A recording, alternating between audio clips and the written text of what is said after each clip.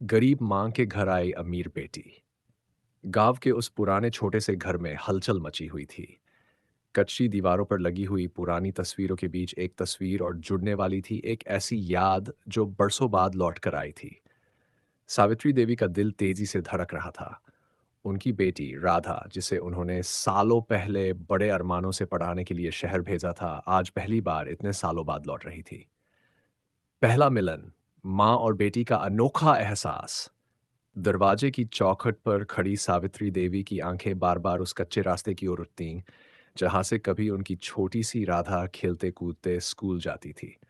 और आज वही रास्ता उनकी अमीर बेटी को वापस ला रहा था।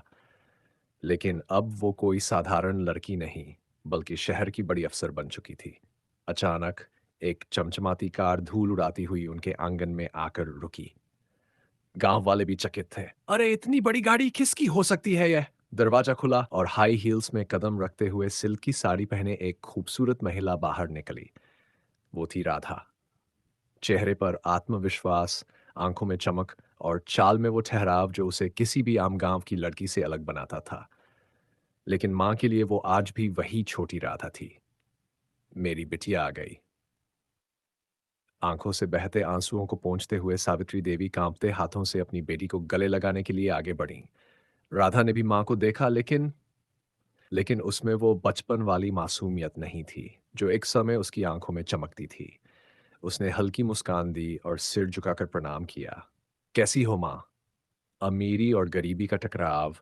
सावित्री देवी की आंखों में खुशी थी, पर उनके फटे पुराने कपड़े और टूटी हुई चप्पलें शायद उनकी बेटी को कहीं न कहीं असहज कर रही थी। वो अंदर आई, लेकिन चारों तरफ नजरें घुमाकर घर की स्थिति देखकर कुछ असहज हो गई। माँ, अभी तक आपने इस घर की मरम्मत नहीं करवाई।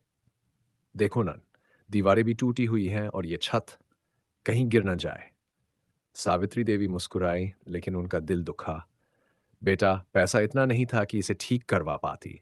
जो भी कमाती थी तुझे पढ़ाने में लगा दिया।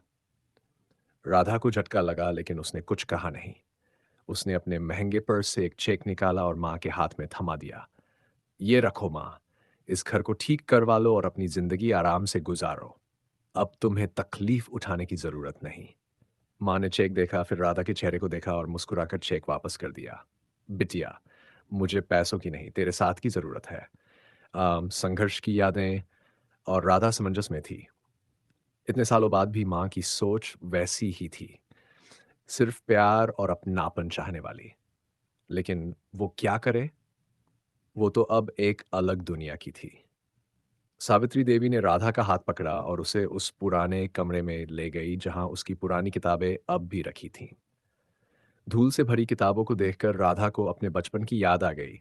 वो दिन जब माँ रात भर जड़ से सिलाई करती थी ताकि वो अच्छी स्कूल में पढ़ सके। माँ, तुमने कितनी मेहनत की मेरे लिए, लेकिन मैं तो तुम्हें कुछ भी नहीं लौटा पाई। सावित्री देवी हंस पड़ी। बेटा, तूने मुझे सबसे बड़ी खुशी दी है, अपने पैरों पर खड़े होकर दिखाया है। इससे बड़ा सुख क्या होगा? राधा की आंखें भर आई। उसने पहली बार महसूस किया कि असली अमीरी दिल की होती है, पैसे की नहीं। असली खुशी क्या है? राधा अब समझ चुकी थी कि उसकी माँ ने कभी पैसों की परवाह नहीं की, बल्कि सिर्फ उसके प्यार को संजो कर रखा। वो माँ के पैरों में बैठ गई और रोते हुए बोली, माँ, मैं यहाँ सिर्फ तुम्हें पैसे देने नहीं, बल्कि तुम्हारे पास रहने आई हूँ। क्या तुम मुझे फिर से अपनी बेटी की तरह रखोगी? सावित्री देवी की आंखों में चमक आ गई। उन्होंने राधा को गले से लगा लिया। बिटिया, माँ की गोद में हमेशा जगह होती है।